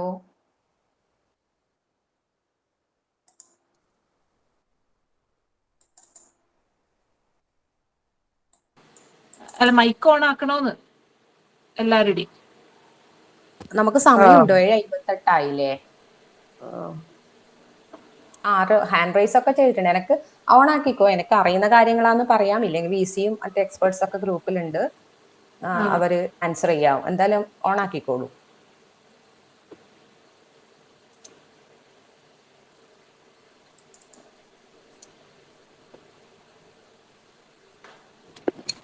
ഇതിലിപ്പോ മൈക്ക് ഓൺ ആക്കിയിട്ടുണ്ട്. അപ്പോ ഹാൻഡ് റൈസ് ചെയ്ത ആ ഓർഡറിൽ തന്നെ പിന്നെ ഒന്ന് ചോദ്യങ്ങൾ ചോദിക്കാം. അതായത് അല്ല, സുസ്മിത ടീച്ചർ ജോയിൻ ചെയ്ത് ചോദിച്ചിട്ടുണ്ട്, ഹാൻഡ് റൈസ് ചെയ്തിട്ടുണ്ട്. ടീച്ചർ സംസാരിക്കുക. ഒന്നുമില്ല, നല്ല പ്രസന്റേഷൻ ആയിരുന്നു. പിന്നെ വളരെ വളരെ വളരെ സിസ്റ്റമാറ്റിക് ആയി ചെയ്തിട്ടുണ്ട്. പിന്നെ എനിക്കൊരു സജഷൻ ഞാൻ പറഞ്ഞോട്ടെ. അപ്പൊ മെത്തേഡില്ലേ, മെത്തേഡിന്ന് പ്രിന്റ് ചെയ്ത ആ പേജില് ബട്ടർഫ്ലൈ റിയറിംഗ് കൊടുത്തത്, അത് എക്സ്പെരിമെന്റ് എന്ന് പറഞ്ഞിട്ട് ബ്രാക്കറ്റിലാണ് ബട്ടർഫ്ലൈ റിയറിംഗ്. അതായത് നമ്മൾ ഏത് മെത്തേഡാണ് ഫോളോ ചെയ്യുന്നത് വെച്ചാൽ ദാറ്റ്സ് എക്സ്പെരിമെന്റ് അല്ലേ. വളരെ കാര്യമായി ചെയ്തൊരു എക്സ്പെരിമെന്റ്. അപ്പൊ നമ്മളിപ്പോ ഫീൽഡ് ട്രിപ്പ്, ഒബ്സർവേഷൻ, അതെല്ലാം പോലെ തന്നെ എക്സ്പെരിമെന്റ് തന്നെ പറയണം. എന്നിട്ട് അതിന്റെ ബ്രാക്കറ്റില് ബട്ടർഫ്ലൈ റിയറിംഗ് അതുപോലത്തെ എന്തെങ്കിലും ചെയ്തിട്ടുണ്ട്. അപ്പൊ ആ ഒരു വാക്കുകൂടി ഇനിയുള്ള ചെയ്യുമ്പോൾ കുറച്ചുകൂടി നന്നായിരിക്കും. അത് ടീച്ചറെ, ഇത് പിന്നെ ഒരു റഫ് കോപ്പി ആയിരുന്നു കേട്ടോ. ഞാൻ അപ്ലോഡ് ചെയ്ത റഫ് കോപ്പിയാണ്, ഒറിജിനൽ അല്ല. അത് മാറ്റിയിട്ടുണ്ടാവും. ഓക്കെ, മാറ്റി. ഇത് മറ്റേ ഇവിടെ സൈറ്റിൽ പോയതല്ല സാധനം, ഇത് അതിന്റെ മനസ്സിലായി. അപ്പൊ വളരെ പണിയെടുത്തിട്ടുണ്ടെന്ന് മനസ്സിലായി. അതായത് നന്നായിട്ട് പണിയെടുത്താൽ നല്ല പ്രോഡക്റ്റ് വരും. അപ്പൊ ഈ ഒരു പിന്നെ ബുക്ക് കുട്ടികളിലേക്കൊക്കെ എത്തട്ടെ എന്നാണ് പറയാനുള്ളത്. കുറച്ചുകൂടി ഒരു ഹെൽപ്ഫുൾ ആയിട്ടുള്ള larva plant. Okay, thank you so much. Thank you teacher. Teacher, hello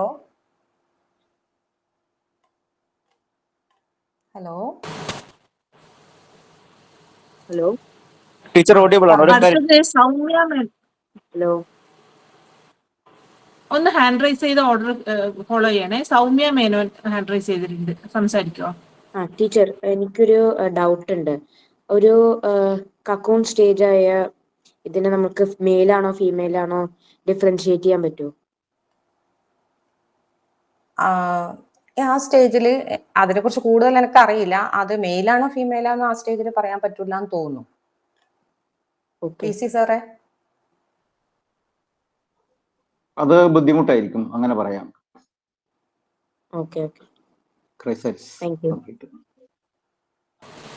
അടുത്തത് മുക്ത പ്രദീപ് ഹാൻഡ് റൈസ് ചെയ്തിട്ടുണ്ട്, സംസാരിക്കോ? ഹലോ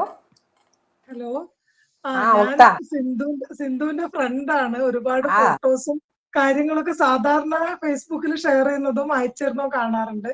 പക്ഷേ ഇത് ഇത്രത്തോളം ഡീപ്പായിട്ട് അവള് ചെയ്തിട്ടുണ്ടെന്നും ഇത്ര നന്നായിട്ട് പ്രസന്റ് ചെയ്തിട്ടുണ്ടെന്നും ആദ്യമായിട്ടാണ് മനസ്സിലാക്കിയത്. ശരിക്കും ഒരുപാട് സന്തോഷം അത് കണ്ടതില്. ഒട്ടും ബോറടിക്കാതെ 1 മണിക്കൂർ പോയത് പറഞ്ഞിട്ടില്ല. എല്ലാവിധ ആശംസകളും. ഇനിയും വർഷവും അങ്ങനെ പങ്കെടുക്കാൻ പറ്റട്ടെ.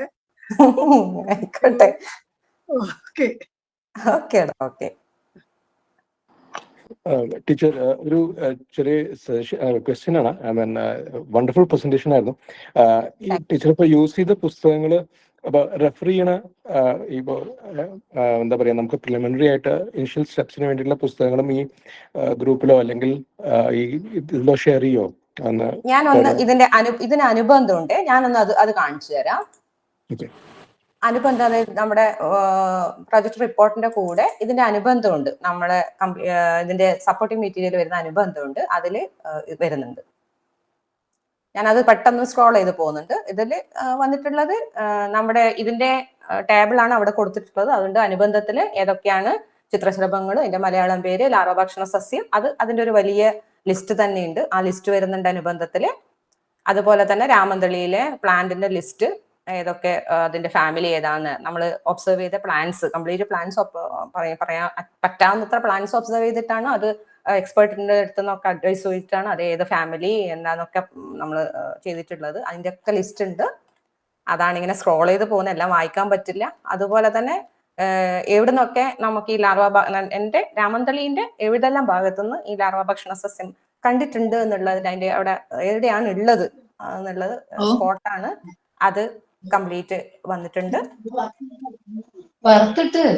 അതുപോലെ തന്നെ ബട്ടർഫ്ലൈ ഹൗസ് പ്ലാന്റ്സിന്റെ ഫാമിലി സ്പീഷീസും ഏതൊക്കെ ഇതിലേക്ക് എത്രത്തോളം വരുന്നുണ്ട്, ഫാബേസിയാണ് കൂടുതൽ വന്നിട്ടുള്ളത് കാണിക്കുന്നുണ്ട്.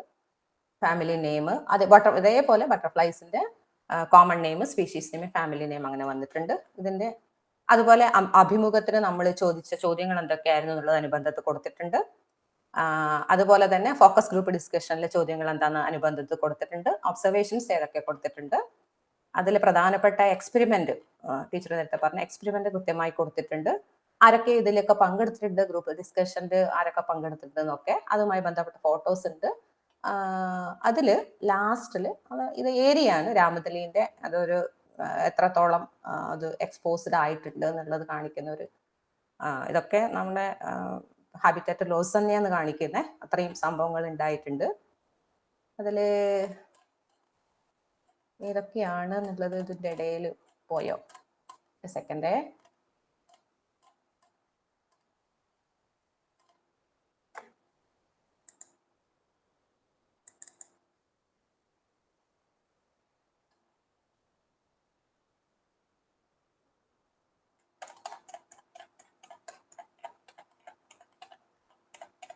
പ്രൊജക്ട് റിപ്പോർട്ട് തന്നെയാണ് അത് ലാസ്റ്റ് ഉള്ളത്.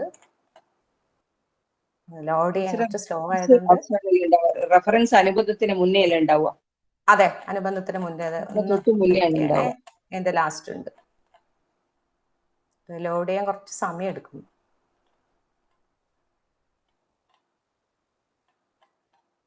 അതിൽ VC സാറിന്റെ പുസ്തകമുണ്ട്. പിന്നെ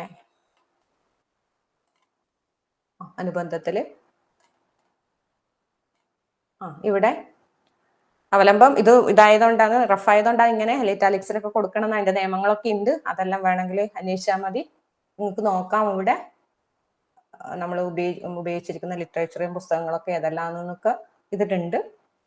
മലയാളം പുസ്തകങ്ങളുണ്ട്, VC സാർ എഴുതിയ പുസ്തകങ്ങളൊക്കെ ഉണ്ട്. ചെറിയൊരു കുട്ടി എഴുതിയ പുസ്തകം വരെ നമ്മൾ റെഫർ ചെയ്യണം. ഇതൊരു കുട്ടിയാണ്, കുട്ടി ഇപ്പൊ വലുതായിട്ടുണ്ടാവും. 2014 കേരള ഭാഷാ ഇൻസ്റ്റിറ്റ്യൂട്ട് ഇറക്കിയ ഒരു പുസ്തകം, നല്ലൊരു പുസ്തകം, കുഞ്ഞൊരു പുസ്തകം, കുട്ടികൾക്കൊക്കെ വേണ്ടുന്ന പുസ്തകമായിരുന്നു. അത് വായിക്കാൻ പറ്റിയിട്ടുണ്ട്. പിന്നെ കുറച്ചുകൂടെ സൈറ്റ്സ് ഉണ്ട്. ഇതൊക്കെയാണ്. എത്രയാണ് സാർ പറയാനുള്ളത്? ഇത് ലിസ്റ്റ് ഒന്ന് നമ്മൾ അനൗൺസ്മെന്റ് ഗ്രൂപ്പിൽ ഷെയർ ചെയ്താൽ മതി. അത് ചെയ്യാം. നമ്മളെ അനൗൺസ്മെന്റ് ഗ്രൂപ്പിന്റെ ജോയിനിങ് ലിങ്ക് ഇവിടെ പിന്നെ കമന്റിൽ ഇട്ടിട്ടുണ്ട്. ജോയിൻ ചെയ്യാൻ താല്പര്യമുള്ളവർക്ക് വിവരങ്ങൾ അറിയാനും മീറ്റിംഗ് നടക്കുമ്പോൾ അറിയാനും ഒക്കെ ക്ലാസ്സുകളൊക്കെ അറിയാനും ഒക്കെ അതിലേക്ക് ജോയിൻ ചെയ്താൽ മതി. ഇത് എഴുതേണ്ട രീതിയൊക്കെ ഉണ്ട് പ്രൊജക്റ്റിൽ. ഞാൻ ജസ്റ്റ് ഇത് മോഡൽ അത് കൊടുത്തുന്നേ ഉള്ളൂ. ഇനി ആരെങ്കിലും ഉണ്ടോ? ചിത്രയൊക്കെ ഹാൻഡ് റൈസ് ചെയ്തിട്ടുണ്ടല്ലോ, സംസാരിച്ചോ? Ma'am good evening. മാം എനിക്കൊരു കുട്ടികളെ ചോദിക്കാനുള്ള ഒരു സംശയമാണ്. ഈ പിന്നെ ബട്ടർഫ്ലൈ ഇത് ചിറകൊക്കെ വന്നു കഴിഞ്ഞാല് എത്ര മണിക്കൂർ അല്ലെങ്കിൽ എത്ര ദിവസം അത് നിലനിൽക്കും എന്നുള്ളത് അപ്പൊ എനിക്കത് കറക്റ്റായിട്ട് പറഞ്ഞോട്.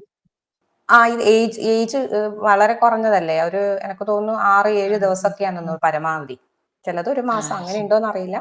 വളരെ ചെറിയ ചിത്രശലഭങ്ങള് ആയുസിനെ പറ്റി പറയുന്നത് 2 മുതൽ 4 ആഴ്ച വരെയും, വലിയ ചിത്രശലഭങ്ങളാണെങ്കിൽ 3 ആഴ്ച മുതൽ 6 ആഴ്ച വരെയും. ചിലത് പ്യൂപ്പൽ സ്റ്റേജിൽ കുറെ സമയം നിൽക്കും, അല്ലെങ്കിൽ ചിലതൊക്കെ 6 മാസത്തിൽ കൂടുതൽ. ഇപ്പം സ്ട്രൈപ്പ് ടൈഗർ പോലുള്ള സാധനങ്ങളൊക്കെ, പ്രത്യേകിച്ച് ഈ ഡനൈൻ ബട്ടർഫ്ലൈസ് ഒക്കെ കൂടുതലായിട്ട് ആയുസ് കാണുന്നുണ്ട്. അതിനെപ്പറ്റി ഒരുപാട് എക്സ്പെരിമെന്റ്സും ഒരുപാട് റിസർച്ച് ഒക്കെ നടന്നതാണ്.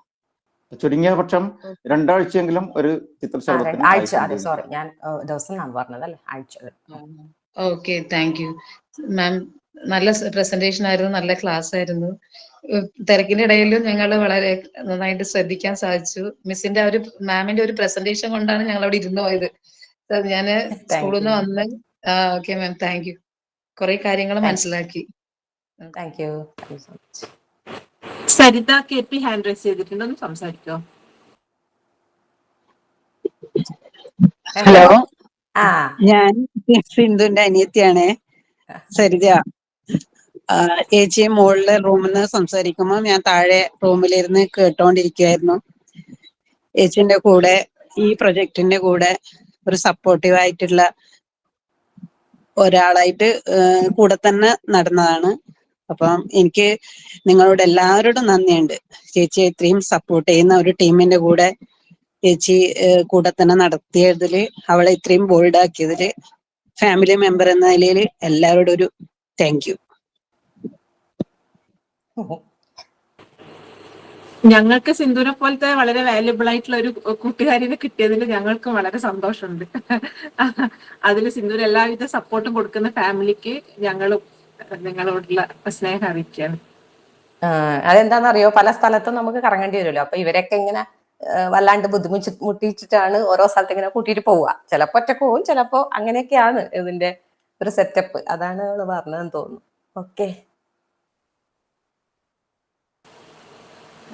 ഇതിപ്പം ഗോവിന്ദ മാഷ് എന്നെ സംസാരിക്കുന്നോ? മാഷില്ലേ ഇവിടെ? മാഷുണ്ട്, പോയിട്ടില്ല. അതെ, മാഷ് ഒരു കമന്റ് പറയുന്നില്ലേ? ഞാനിതെന്റെ ലൈവ് പ്രസന്റേഷൻ നേരത്തെ കേട്ടതാണ്. ഇപ്പൊ ഇവിടെ തന്നെ പലരും പറഞ്ഞു സിന്ധു ടീച്ചറുടെ നല്ല പ്രസന്റേഷൻ ആയിരുന്നു, കേട്ടിരുന്നു പോയി എന്നൊക്കെ. അതങ്ങനെ ആവാതിരിക്കാൻ പറ്റില്ല എന്നുള്ളതാണ് അതിനുള്ള കാരണമായിട്ട് എനിക്ക് തോന്നുന്നത്. കാരണം അത്രത്തോളം ഇൻവോൾവ്മെന്റ് അതിനകത്തുണ്ട്. ഒരു പ്രോജക്റ്റ് ചെയ്യാൻ വേണ്ടി ചെയ്തതല്ല, ചെയ്തവർക്ക് പിന്നെ ഒരു പ്രോജക്റ്റിന്റെ രൂപത്തിലേക്ക് നമ്മുടെയൊക്കെ മുമ്പിൽ വന്നതാണെന്നുള്ളത് തന്നെയാണ് അതിന്റെ വ്യത്യാസം. അതുകൊണ്ട് ആ പ്രോജക്റ്റിന്റെ ഏത് ഭാഗം ചോദിച്ചു കഴിഞ്ഞാലും ടീച്ചർക്ക് അനായാസേന അതിനെക്കുറിച്ച് പറയാൻ കഴിഞ്ഞിട്ടുണ്ട്. ലൈവ് പ്രസന്റേഷൻ എനിക്ക് ഇപ്പോഴും ഓർമ്മയുണ്ട്.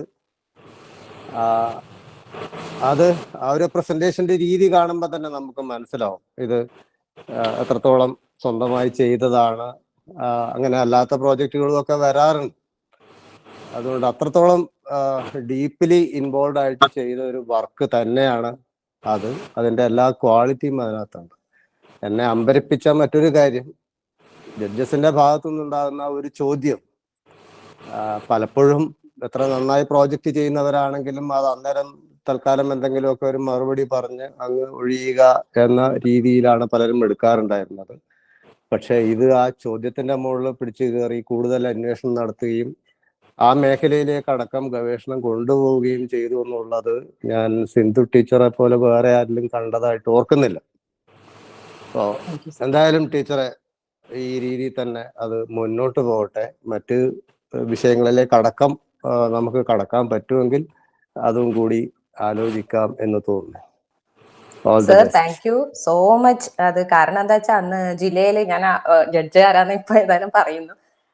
അന്നത്തെ ഒരു ചോദ്യം, ആ ചോദ്യത്തിലാണ് ബാക്കിയെല്ലാം കിടന്നത് തന്നെ പറയാം. ആ ചോദ്യത്തിലാണ് ബാക്കി എന്താ, അത് എങ്ങനെയാണ് ഈ പ്രോജക്റ്റ് ജില്ലയ്ക്ക് ശേഷം ഈ പ്രൊജക്ടിന്റെ ബാക്കി പ്രവർത്തനങ്ങൾ മുന്നോട്ട് പോയത് ആ ഒറ്റ ചോദ്യത്തിനെ ബേസ് ചെയ്തിട്ടാണ് sir. Thank you so much. അപ്പൊ VC എന്തെങ്കിലും പറയാനുണ്ടോ? ഇല്ലെങ്കിൽ നമുക്ക് നന്ദി പ്രകാശനത്തിലേക്ക് കിടക്കാം. നന്ദി പ്രകാശനത്തിലേക്ക് കിടക്കാം. ശരിയാ, സമയമായി. സ്നേഹ നന്ദി പറയുവോ? എല്ലാവർക്കും നമസ്കാരം. അപ്പൊ നമ്മൾ ഈ പ്രസന്റേഷൻ ഇങ്ങനെ കേട്ടുകൊണ്ടിരിക്കുകയായിരുന്നു, വളരെ ആകാംക്ഷയോടെയും താല്പര്യത്തോടെയും ഒക്കെ. ടീച്ചർ, എനിക്ക് മനസ്സിലായത് ടീച്ചറുടെ കൃത്യമായ നിരീക്ഷണം, അതുപോലെ അതിന്റെ പ്രോപ്പർ ഡോക്യുമെന്റേഷൻ, അതിന്റെ കൂട്ടത്തിൽ ടീച്ചർക്ക് കിട്ടിയ സപ്പോർട്ട്, ഈ മൂന്നുമാണ് ഈ പ്രൊജക്ടിന്റെ വിജയം എന്നാണ് എനിക്ക് മനസ്സിലായത്. പിന്നെ സാധാരണ കണ്ടിൽ നിന്ന് വ്യത്യസ്തമായിട്ട് സാധാരണ ഒരു ആൾക്ക് അവരുടെ പ്രോജക്റ്റ് അല്ലെങ്കിൽ അവരുടെ വർക്ക് എന്നൊക്കെ പറയുമ്പോൾ 1000 നാക്കാണ്, ചിലപ്പോൾ മണിക്കൂറുകളോളം പറഞ്ഞ് നമ്മളെ ബോറടിപ്പിച്ച് കൊല്ലും. ടീച്ചർ പക്ഷെ അതൊന്നും ചെയ്തിട്ടില്ല. കറക്റ്റ് സമയത്ത് വളരെ പ്രിസൈസ് ആയും വളരെ രസകരമായിട്ടും ഇത് പ്രസന്റ് ചെയ്ത് തന്നിട്ടുണ്ട്. അപ്പോ വർക്ക് വിത്ത് VC ഗ്രൂപ്പിന്റെയും പിന്നെ ഈ സ്കൂൾ സയൻസ് പ്രോജക്ട് ഗ്രൂപ്പിൽ ചേർന്നവരുടെയും എല്ലാവരുടെയും നന്ദിയും കടപ്പാടും സിന്ധു ടീച്ചറിനെ അറിയിക്കുകയാണ്. അതുപോലെ ഈ പ്രോജക്റ്റിൽ ഈ പ്രസന്റേഷൻ കേൾക്കാൻ വേണ്ടിയിട്ട് ഇവിടെ എത്തിച്ചേർന്നിരിക്കുന്ന എല്ലാവർക്കും നന്ദി അറിയിക്കുന്നു. Thank you. Thank you so much. എല്ലാവർക്കും സപ്പോർട്ട് ചെയ്ത എല്ലാവർക്കും, കേട്ട എല്ലാവർക്കും ഒരുപാട് സന്തോഷം. Thank you. Good night. Good night. Good Good night. night. Good night.